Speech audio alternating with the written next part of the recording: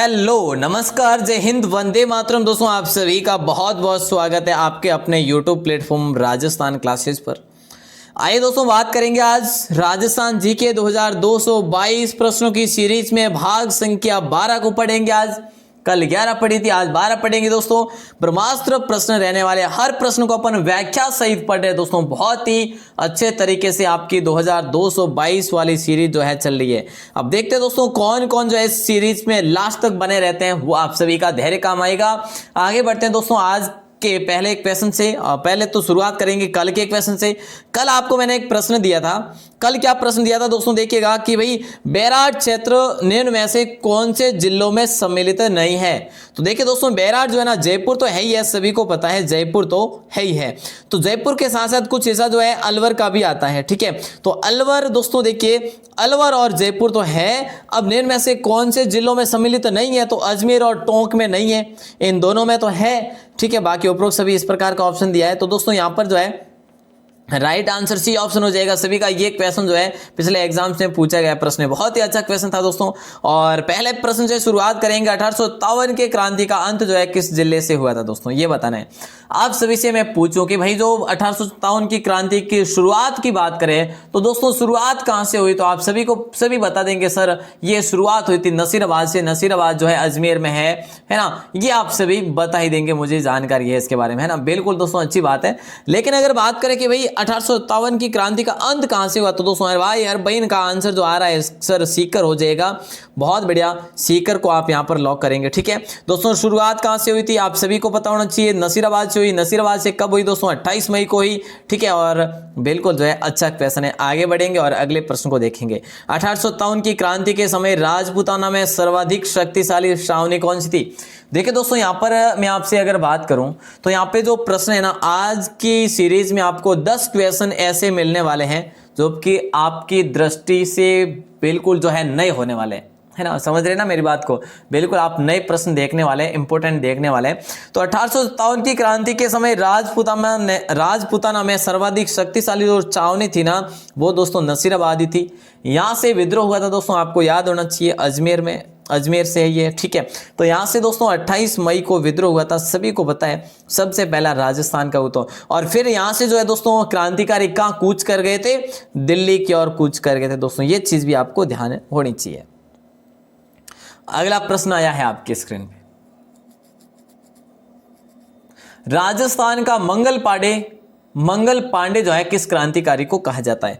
देखिए दोस्तों 2 दिन पहले इस क्वेश्चन को मैं आपको बता चुका हूं कि जो है राजस्थान के वे वीर जो है ना सबसे पहले फांसी पर सड़े दोस्तों। क्या सबसे पहले फांसी पर सड़े, तो वो दोस्तों कौन थे कम उम्र वाले, वो थे दोस्तों अमरचंद भाटिया, जो कि ये कहाँ के थे दोस्तों, ये बीकानेर के थे।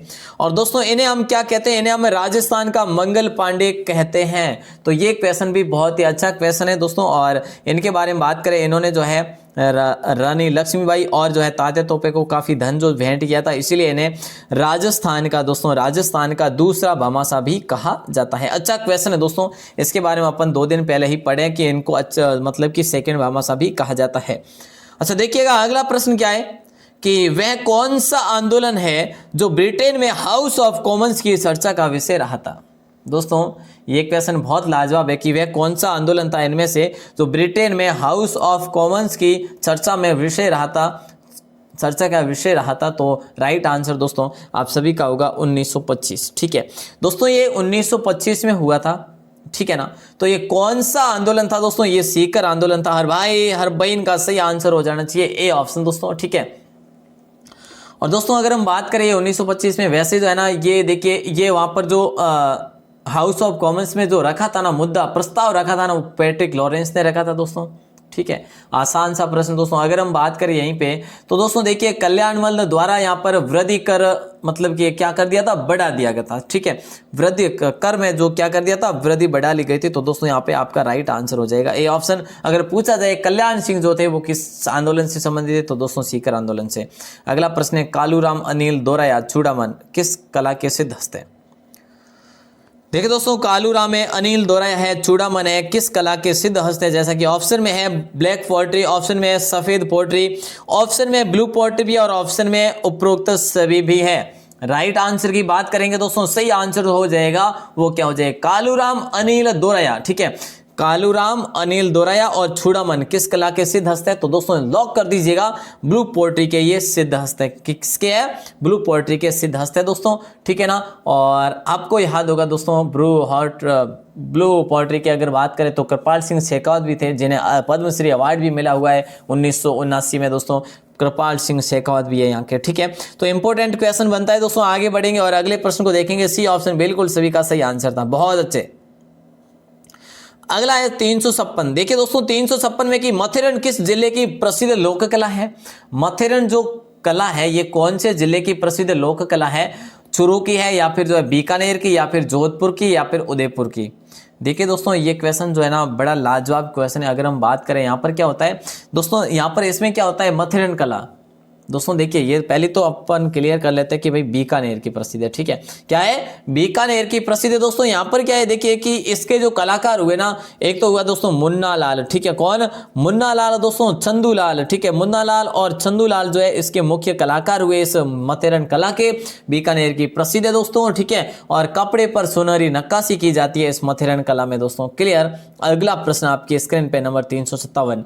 देखिए दोस्तों यहाँ पे ये प्रश्न आपकी स्क्रीन पे आ चुका है कि बागोर जो किला है ये कहां पर है? बागोर किला जो है ये कहां स्थित है? ऐसा प्रश्न आपसे पूछा जा रहा है। सीकर में स्थित है, या भीलवाड़ा में है, या फिर उदयपुर में, या फिर झुंझुनू में है? मेरे साथियों मोस्ट इंपोर्टेंट क्वेश्चन है। बोले सर ये प्रश्न हमारे लिए बिल्कुल नया होगा, तो दोस्तों लॉक करेंगे डी ऑप्शन को। बागोर किला जो है डी ऑप्शन सही आंसर होगा। दोस्तों कहां पर है दोस्तों? ध्यान रखेंगे, खेतड़ी तहसील में है। अच्छा, खेतड़ी तहसील में, ठीक है, लॉक कर दिया आपने।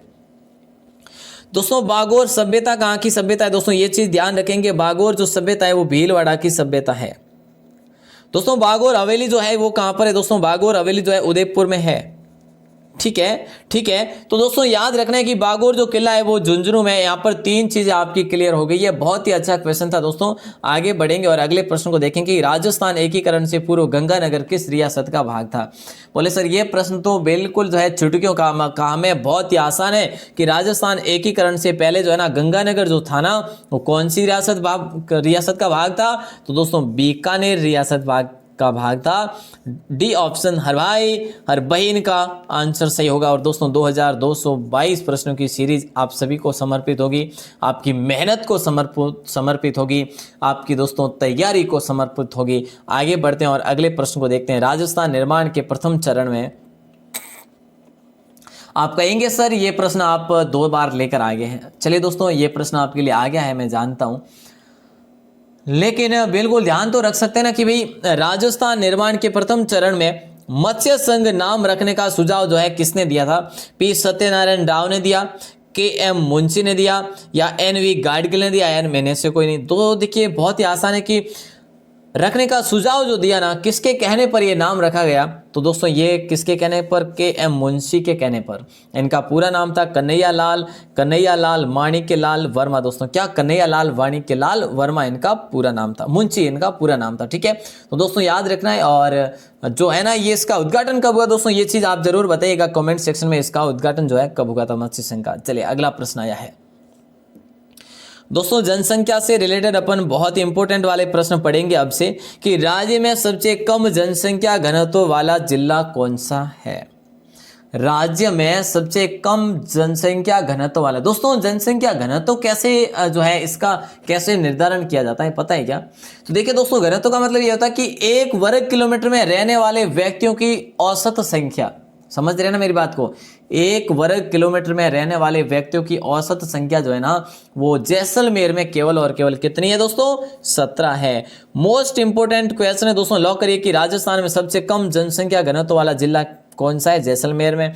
एक तो ऊपर से जनसंख्या कम है और दूसरी तरफ से अगर बात करें कि ये इसका क्षेत्रफल ही कुछ ज्यादा हो गया तो घनत्व तो कम होना ही होना है मेरे लाडलो। बहुत ही आसान सा प्रश्न है। अच्छा अगर अपन बात करें यहीं पे इस जैसलमेर का तो 17 है साहब, लेकिन जैसलमेर से जस्ट ऊपर कम संख्या में मतलब कि राजस्थान में सबसे कम जो दूसरे नंबर पर जो है ना वो मेरे दोस्तों बीकानेर है। और बीकानेर का जो जनसंख्या घनत्व है वो है दोस्तों 78 का। ठीक है, तो इतना जो है अंतर है सबसे लास्ट वाले का और जो है सेकंड वाले का, ठीक है। तो जैसलमेर और दोस्तों उसके बाद नंबर आता है सेकंड का बीकानेर 78 की है। और दोस्तों आगे बढ़ेंगे और अगले प्रश्न को देखेंगे। क्वेश्चन जो है ना बड़े शानदार होंगे आज के। अब 361 नंबर क्वेश्चन है कि 2011 की जनगणना में किस जिले का लिंगानुपात सबसे कम है। देखिए दोस्तों, लिंगानुपात जो है ना सर्वाधिक जो है वो किसका है और कम जो है वो किसका है। आपसे क्या पूछा जा रहा है, कम का पूछा जा रहा है, तो ये बताना है। तो मेरे दोस्तों झालावाड़ नहीं होगा, धौलपुर हो जाएगा। राइट आंसर क्या हो जाएगा, धौलपुर। तो दोस्तों धौलपुर का जो है ना लिंगानुपात वो कितना है, 846 है, ठीक है, 846 है। दोस्तों अगर आपसे पूछा जाए कि भाई सर्वाधिक जो है लिंगानुपात वो कहाँ का है, तो दोस्तों ये चीज आप याद रखें कि सर्वाधिक जो है ना डूंगरपुर का है। कहाँ पर है दोस्तों, ये कहाँ का है, डूंगरपुर का सर्वाधिक है। और ये क्वेश्चन जो है मैं आपको कल भी दे चुका हूँ, 994 है दोस्तों ये डूंगरपुर का लिंगानुपात, ठीक है। और दोस्तों राजस्थान का कितना है ये अपन आगे बढ़ेंगे, आपके लिए प्रश्न आने वाला है। राजस्थान में सर्वाधिक जनसंख्या घनत्व वाला जिला कौन सा है। जैसा कि मैंने आपको अभी तक बताया नहीं है, सबसे कम वाला मैंने बताया, जैसे कि जैसलमेर सबसे कम है, ठीक है, जो कि 17 है। और दोस्तों उससे दूसरे नंबर पे जो है बीकानेर है, जो कि मैं आपको बता चुका हूँ 78 है दोस्तों, है ना। तो यहां पर देखिए प्रश्न है कि राजस्थान में सर्वाधिक जनसंख्या घनत्व वाला जो जिला है ना वो दोस्तों है आपका जयपुर। और जयपुर बताने वाले हर भाई हर बहन का सही आंसर होगा। बोलो तो बताओ कि यह जो इसका कितना है घनत्व। तो दोस्तों ध्यान रखना है कि 595 घनत्व है इसका, ठीक है। तो अगर बात करें कि सर्वाधिक जनसंख्या की दृष्टि से सबसे ज्यादा जनसंख्या कौन से जिले में, वो भी दोस्तों जयपुर ही होगा आपका। अच्छा क्वेश्चन है, ठीक है। अब यहाँ पे घनत्व की दृष्टि से अगर अपन देखें तो दूसरा जिला दोस्तों सर्वाधिक रूप से अगर देखें कि भाई दूसरा जिला कौन सा है, तो मेरे दोस्तों दूसरा जिला भरतपुर है, ठीक है। भरतपुर में इतनी जनसंख्या है, तो दोस्तों कितनी है घनत्व, तो दोस्तों 503 का घनत्व है भरतपुर में, ठीक है। और दोस्तों सबसे कम अपन देख चुके हैं 17 है, जो कि जैसलमेर है। अगला प्रश्न है आपके लिए नया प्रश्न होगा दोस्तों, और मुझे पता है कि काफी भाई बहन इस प्रश्न को गलत करेंगे। कैसे करेंगे वो भी आप जानते हैं कि कैसे करेंगे। देखिए प्रताप गौरव केंद्र जो है ना ये कहां पर स्थित है।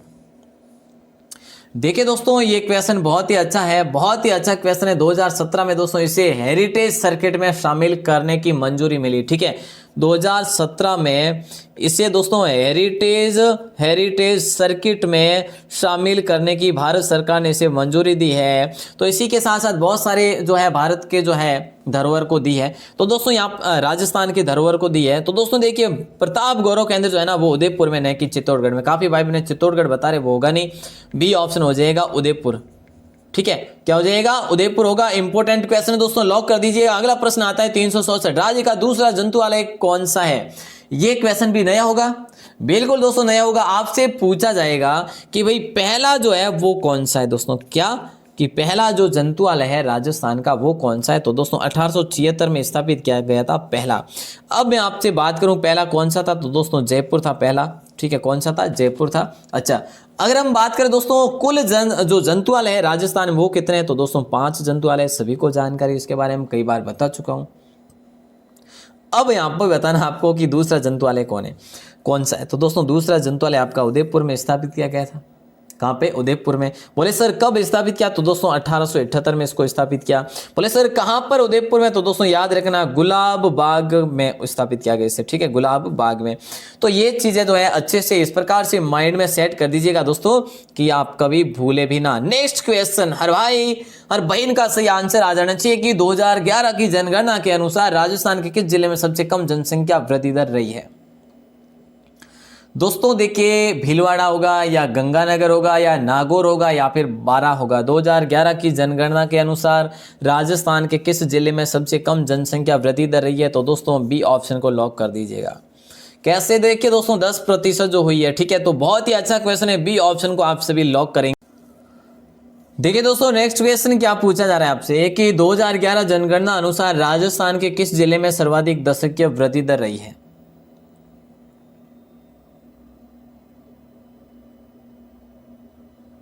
बहुत ही अच्छा प्रश्न दोस्तों, सबसे कम किस में रही? गंगानगर में रही। कितने दोस्तों? 10%। इसमें देखिए 2011 की जनगणना अनुसार राजस्थान किस जिले में सर्वाधिक 10 की वृद्धि दर रही?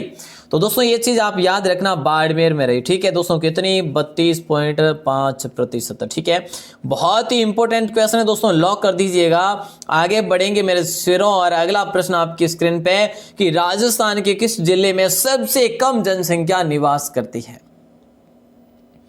राजस्थान के किस जिले में सबसे कम जनसंख्या निवास करती है लाडलो, ये बताना है। बहुत ही अच्छा क्वेश्चन है। बीकानेर होगा, जैसलमेर होगा, या फिर पाली होगा, या फिर बाड़मेर होगा। राजस्थान के किस जिले में सबसे कम जनसंख्या निवास करती है? तो मेरे दोस्तों मैंने आपको बताया कि सबसे कम घनत्व किसका है, तो दोस्तों 17 जो है, 17 है जैसलमेर का।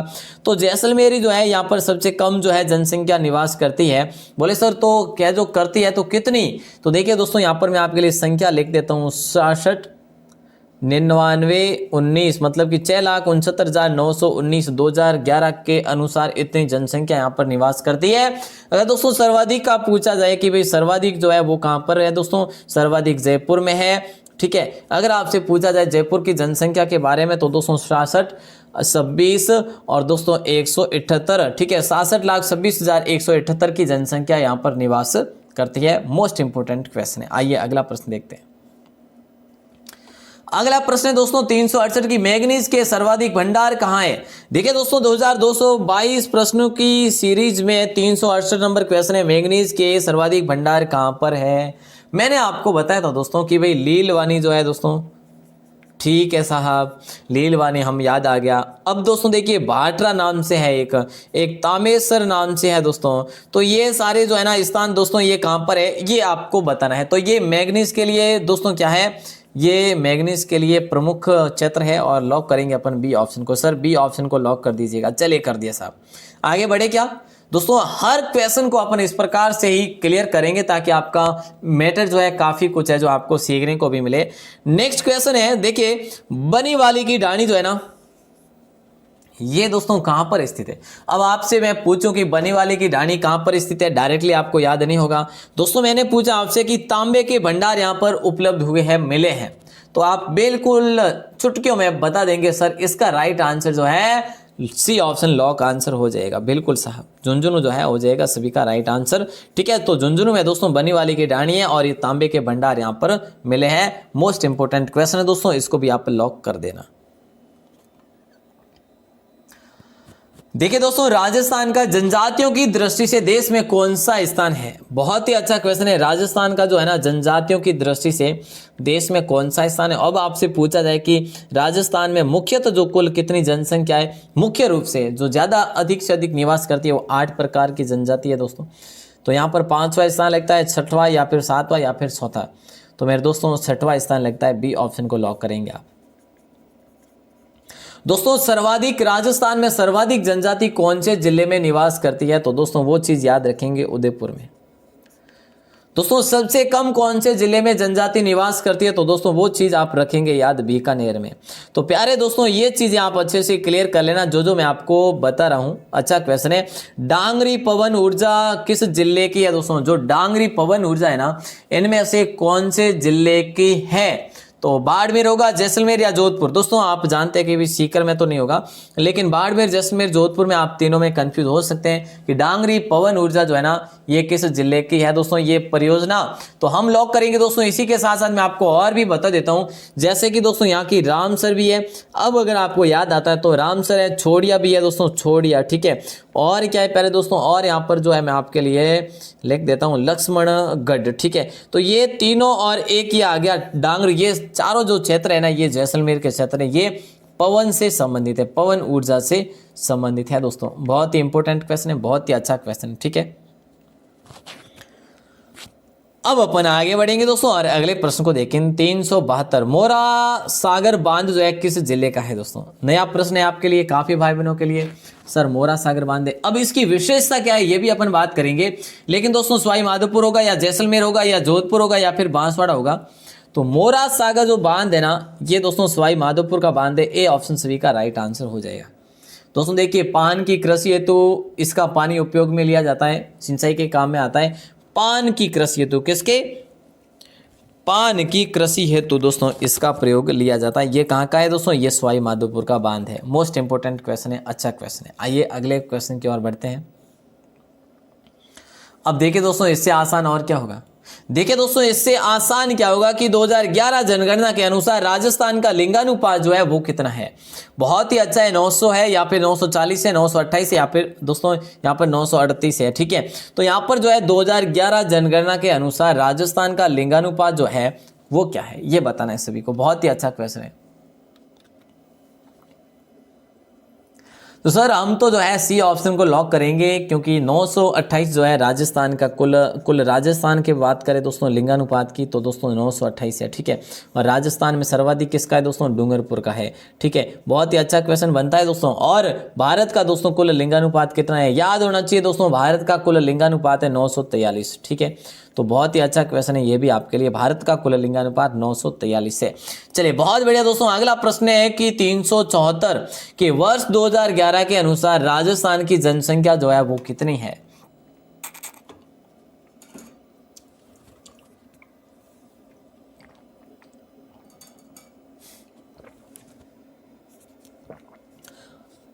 वर्ष 2011 के अनुसार राजस्थान की कुल जनसंख्या दोस्तों 6.86 करोड़। बिल्कुल आसान सा प्रश्न है, कोई भाई बहन गलत नहीं करेंगे इस प्रश्न को। बहुत ही शानदार प्रश्न दोस्तों है ना। सी ऑप्शन को आप सभी कर लेंगे लॉक। ठीक है ना। और दोस्तों अगर हम बात करें कि शिक्षा की दृष्टि से, मतलब कि बात करें ना कि सर्वाधिक जो शिक्षा है वो कहाँ पर है, तो दोस्तों कोटा है। ठीक है, और दोस्तों पिछड़े रूप में सबसे लास्ट में जो शिक्षा के क्षेत्र में है वो है दोस्तों जालोर। ठीक है, तो इन चीज़ों का भी आप ध्यान रखेंगे जनसंख्या की दृष्टि से। आगे बढ़ते हैं दोस्तों, और अगला प्रश्न है, राज्य में सर्प उद्यान किस जिले में है। दोस्तों लास्ट के 5 क्वेश्चन अपन कवर करेंगे इस प्रकार से, जो कि वन्य जीव अभ्यारण्य से रहने वाले हैं। ठीक है, तो राज्य में सर्प उद्यान जो है किस जिले में स्थित है। आपसे ये क्वेश्चन अगर पूछा जाता है तो मेरे प्यारे दोस्तों आपको ये चीज याद रखनी कि उत्तरी भारत का पहला सर्प उद्यान है ये। उत्तरी भारत का पहला सर्प उद्यान है दोस्तों ये। ठीक है, और दोस्तों ये उद्यान जो है बूंदी, कोटा और चित्तौड़गढ़ तीनों जिलों में फैला हुआ है। बोलेंगे सर ये कौन सा उद्यान है। जवाहर सागर उद्यान है दोस्तों। देखिए जवाहर सागर उद्यान है, इसका नाम जवाहर सागर उद्यान दोस्तों। ठीक है, आपसे पूछा जाएगा कि भाई कौन से जिले में, तो दोस्तों बूंदी, कोटा और चित्तौड़गढ़ तीनों में विस्तृत है। यहाँ पर दोस्तों उत्तरी भारत का पहला जो है सर्प उद्यान है ये। ठीक है, और दोस्तों यहीं पर है ना, इसी उद्यान के अंदर गैपरनाथ मंदिर है दोस्तों। ठीक है, गरड़िया महादेव मंदिर है दोस्तों। ठीक है ना, गरड़िया महादेव मंदिर है। गरड़िया और गैपरनाथ दोस्तों ये कहाँ पे पड़ते हैं, ये कोटा के अंतर्गत पड़ते हैं।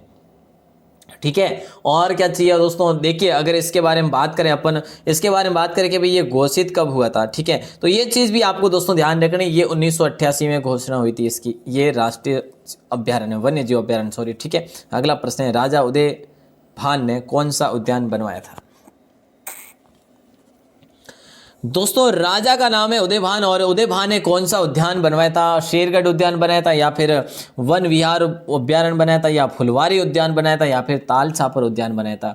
दोस्तों बहुत ही आसान सा प्रश्न है, और अगर हम बात करें इस प्रश्न की राइट आंसर की, तो दोस्तों वन विहार जो है अपन लॉक करेंगे। किसको लॉक करेंगे, वन विहार को लॉक करेंगे। ठीक है, दोस्तों इसका ज्यादा कोई क्षेत्रफल नहीं है वैसे, 25.60 वर्ग किलोमीटर इसका क्षेत्रफल है। ठीक है, कितना, 25.60 वर्ग किलोमीटर जो वन विहार अभ्यारण्य है। दोस्तों आपसे पूछा यह भी जाएगा कि भाई ये धौलपुर में स्थित है कि नहीं है। बिल्कुल धौलपुर का आपको याद रखना है। ठीक है, कहां पर है वन विहार, धौलपुर में दोस्तों। धौलपुर में एक दोस्तों और है, केसर बाग अभ्यारण्य भी है धौलपुर में, और दोस्तों और भी है जो कि आपके लिए क्वेश्चन आ जाएगा। ठीक है, और दोस्तों इसकी बात करें कि भाई इसको कब स्थापित किया, तो दोस्तों 1955 में इसको यहाँ पर इसको स्थापित किया गया था, वन्य जीव अभ्यारण्य को। चले आगे बढ़ते हैं।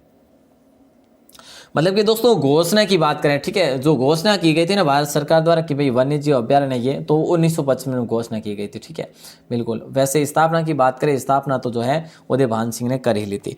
अगला प्रश्न है, राम सागर अभ्यारण्य जो है किस जिले में स्थित है। मैंने जैसा कि आपको अभी बताया दोस्तों कि अपना आगे प्रश्न आने वाला है, तो आप सभी का राइट आंसर हो जाएगा सर धौलपुर होगा ही होगा, कि ये भी है जो 1955 में इसको जो भी है जो मंजूरी मिली थी दोस्तों। ठीक है, तो यहां पर एक चीज क्लियर कर लेना मेरे लाडलो, क्या कि राम सागर अभ्यारण्य जो है धौलपुर में है, वन विहार अभ्यारण्य धौलपुर में है और केसरबाग अभ्यारण्य भी धौलपुर में। इन तीनों को जो मंजूरी मिली ना वन्य जीव अभ्यारण्य की, वो मिली नवंबर में दोस्तों, ठीक है, नवंबर 1955 में तीनों को एक साथ ही मिली थी दोस्तों। ये चीज हमेशा के लिए ध्यान रख लेना, अगर प्रश्न बन जाए ना तो गलत मत कर लेना मेरे दोस्तों, ठीक है। अच्छा क्वेश्चन था। 378 आपकी स्क्रीन पे है।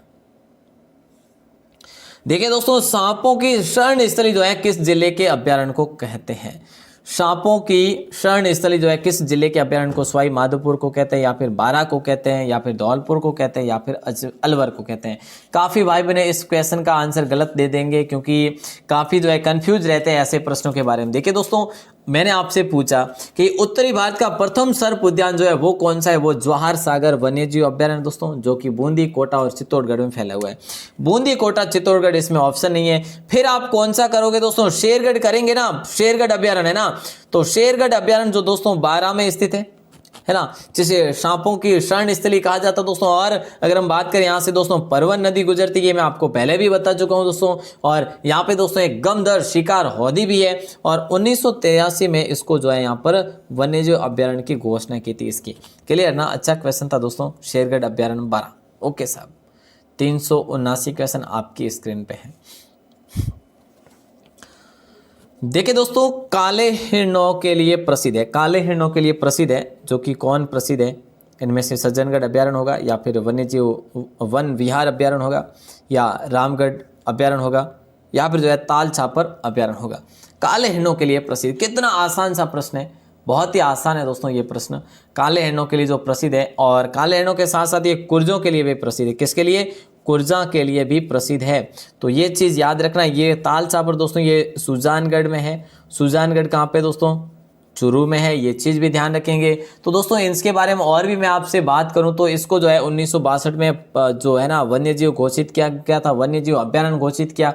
और दोस्तों यहाँ पे जो है ना महाभारत कालीन द्रोण का जो है निवास स्थान है, ठीक है। यहाँ पर इसी अभ्यारण्य के अंतर्गत आता है। महाभारत कालीन जो है स्थान है किसका?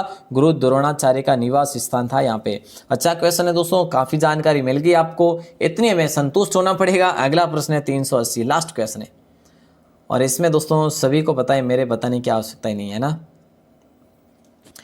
राजस्थान में अमृता देवी कृष्ण मृग जो है पार्क, ये कहाँ पर स्थित है? दोस्तों देखिए, आप सभी कर पाएंगे सर, इसके बारे में हम क्या बताएं और क्या जो है आप बताओगे कि आसान सा प्रश्न है। बिल्कुल सही आंसर सभी का हो जाए कि भाई जोधपुर है। और दोस्तों जोधपुर में कहाँ पर है ये अमृता देवी कृष्ण मृग पार्क? तो दोस्तों काफ़ी भाई बहनों को अगर पता नहीं था तो लॉक कर देना, खेजड़ली में इनका जो है ये है दोस्तों, ठीक है। खेजड़ली में दोस्तों शहीद स्मारक दिवस भी शहीद स्मारक जो है बना हुआ है दोस्तों यहाँ पर, ठीक है। तो ये चीज़ भी आप ध्यान रखेंगे। खेजड़ली में दोस्तों वृक्ष मेला भी भरता है, ये चीज़ भी ध्यान रखेंगे, ठीक है। बहुत ही अच्छा क्वेश्चन है। और अब अपन आगे बढ़ेंगे दोस्तों। क्लास वगैरह कैसी लगी आपको? अच्छी लगी हो तो जरूर लाइक वाइक कर लेना अगर अच्छी लगे तो। और दोस्तों बता दूं आपको, जो भी प्यारे भाई बहन पहली बार है चैनल पर तो बिल्कुल वेलकम रहेगा आपका, और चैनल को सब्सक्राइब जरूर कर लेना ताकि आपको डेली क्लास मिल सके। सुबह 9 बजे क्लास होती है, उसके बाद 6 बजे क्लास होती है शाम के टाइम, और दोस्तों एक 8:40 पर भी क्लास होती है, ठीक है। ये तीनों टाइम में क्लास जो है आपको ज्वाइन करनी है अगर आप वन रक्षक, वनपाल और BSTC PTT वगैरह पटवार पुलिस जो भी भर्ती परीक्षा की तैयारी करते हैं। चलिए दोस्तों, कल का जो प्रश्न अपन ने देख लिया था उसी प्रकार से आज का प्रश्न मैं आपको दे रहा हूं। इसकी व्याख्या सहित दोस्तों बार आपको कमेंट करना है यहाँ पे, ठीक है। इसकी व्याख्या जो है व्याख्या सहित बार कमेंट करना है कि ऊपरवाल पंच बोर्ड की स्थापना किसके द्वारा की गई, कब की गई, इसके जो है अपने सरपंच किसको बनाया गया था, इसमें योगदान किस किस का रहा था।